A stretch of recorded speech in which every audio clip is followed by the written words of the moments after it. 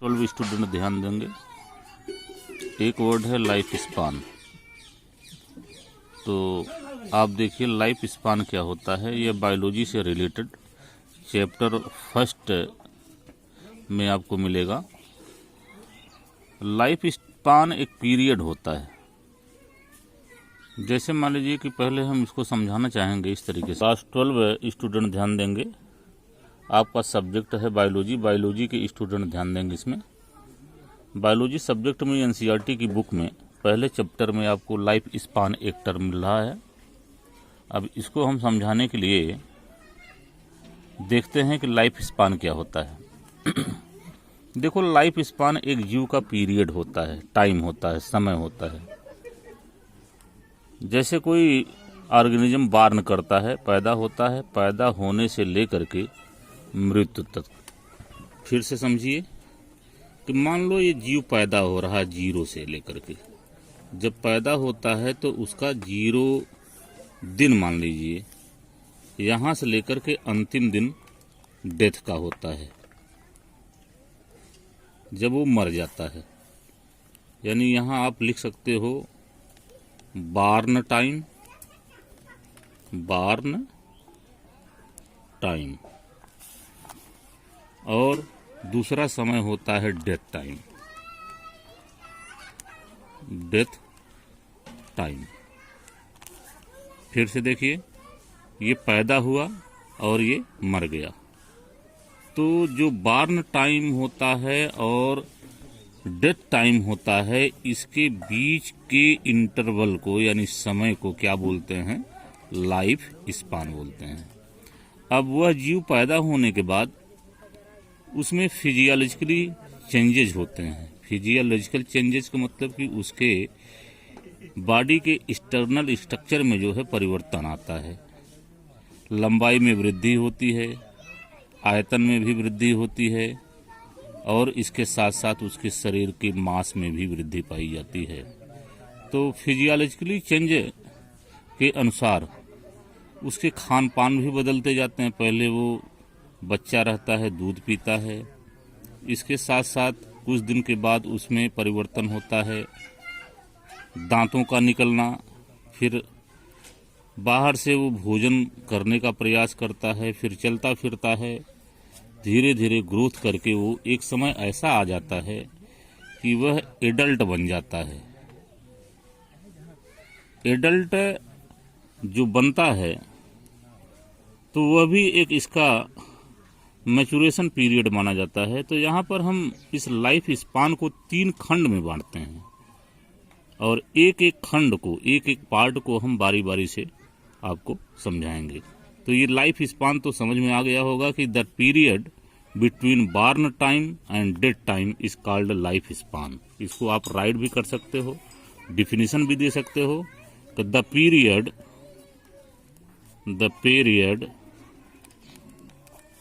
between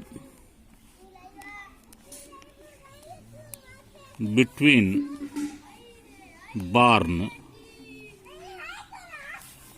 and death of any organism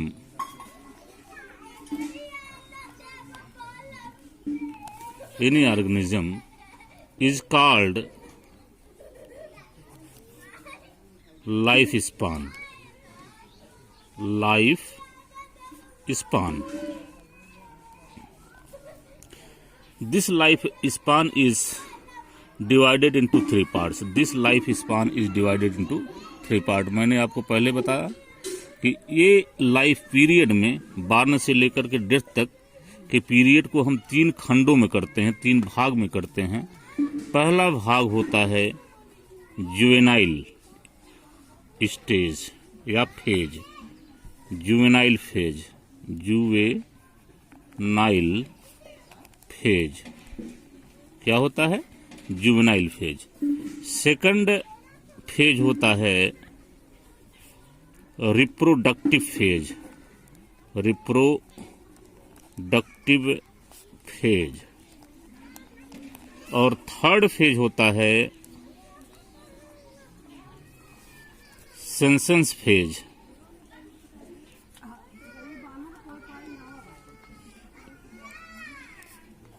adolescence phase. तो आइए हम आपको जुवेनाइल फेज के बारे में बता रहे हैं। First phase of life span is called juvenile phase. You can arise question that what is the juvenile phase. First phase is juvenile phase. First phase is juvenile phase. Juvenile phase देखिए, juvenile phase, this is first phase of the life span. जैसे कोई organism बार्न किया और बार्न करने के बाद वह रिप्रोडक्टिव फेज तक जाता है, तो रिप्रोडक्टिव फेज के पहले और बार्न करने के बाद का जो पीरियड होता है उसको जुवेनाइल फेज कहते हैं। जैसे born of organism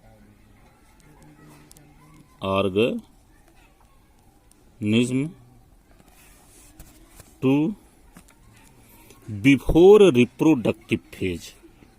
before reproductive phase, reproductive phase is called juvenile phase.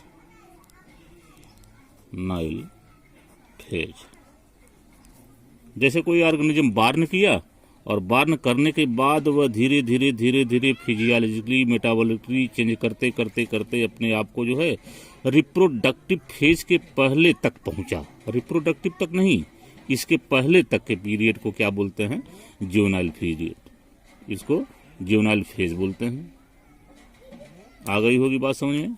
Second phase होता है reproductive phase. The second phase is called reproductive phase.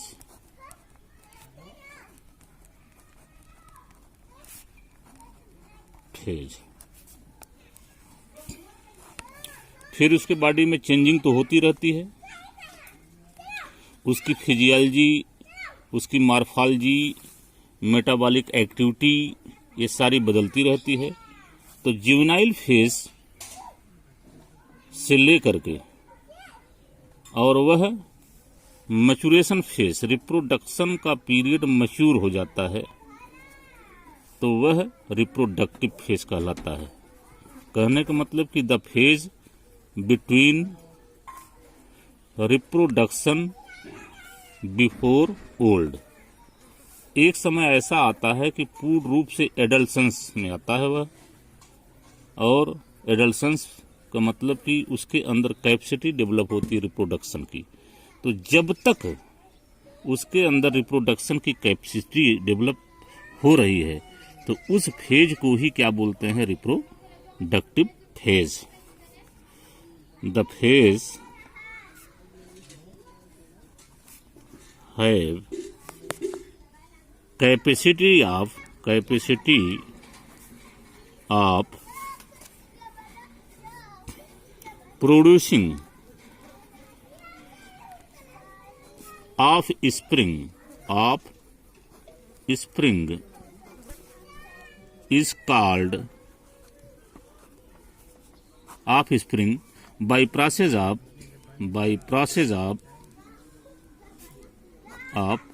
reproduction। इसको रिप्रोडक्टिव फेज बोलते हैं। फिर से इसको देखिए जनरल में कि जैसे कोई ऑर्गेनिज्म अपने एडल्सेंस में आ गया, पूर्ण रूप से परिपक्व हो गया, मैच्योर हो गया, और इतनी मैच्योरिटी आ जाती है कि उसके हार्मोनल ग्लैंड्स और रिप्रोडक्टिव ऑर्गन्स सारे डेवलप हो जाते हैं। डेवलप होने के बाद वो जो है अपने जैसे संतान को उत्पन्न करना शुरू कर देता है। इसके पहले वो फेज नहीं होता है। इसके पहले वाला फेज तो जुवेनाइल हो गया। जब से उसके अंदर डेवलप हो रही है रिप्रोडक्टिव ऑर्गन का विकास हो रहा है, या उसके अंदर बच्चा पैदा करने का जो है कैपेसिटी आ रही है, तो जब तक वो जो है कैपेसिटी रहती है तो इस फेज को ही क्या बोलते हैं? Reproductive phase. जैसे मान लीजिए आदमी होता है, पहले ये बच्चा होता है, इसके बाद ये एडल्सेंस में जाता है, पूर्ण रूप से मैच्योर हो जाता है। अब इसके अंदर जो है अंगों का विकास होता है, सेक्सुअल अंगों का विकास हो जाता है और अपने जैसे संतान को उत्पन्न करने की क्षमता भी पाई जाती है इसके अंदर। और जब तक इसके अंदर अपने जैसे संतान को उत्पन्न करने की क्षमता है तो इसी फेज को क्या बोलते हैं, रिप्रोडक्टिव फेज। बात आ गई होगी समझ में। इसके बाद एक समय ऐसा आता है कि इसकी फिजियोलॉजी और मेटाबॉलिक एक्टिविटी धीरे धीरे क्षीण होती है, धीरे धीरे कम होती जाती है, वो रिड्यूस होती जाती है। और जब तक ये रिडक्शन जो है ये होता रहता है, एक समय ऐसा आता है कि यह जो है ओल्डनेस में आ जाता है, उसके पास कैपेसिटी नहीं रह जाती, न तो उतना खान पान रहता है, न तो वो जो है पूर्ण रूप से चल फिर पाता है, न तो अपने जैसे संतान को उत्पन्न कर पाता है। कहने का मतलब एक बुढ़ापा आ जाता है, उसका ओल्डनेस आ जाता है।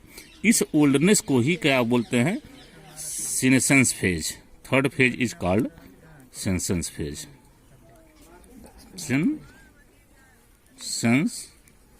फेज, इसको डिफाइन कर सकते हैं हम, the phase of the oldness, the phase of oldness यानी बुढ़ापा, have no capacity of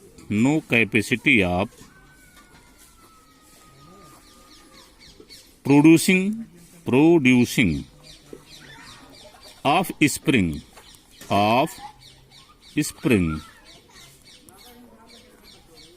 is called senescence phase. इसको आप राइट करिए, तीनों टॉपिक राइट करने के बाद आप लर्न भी करिए।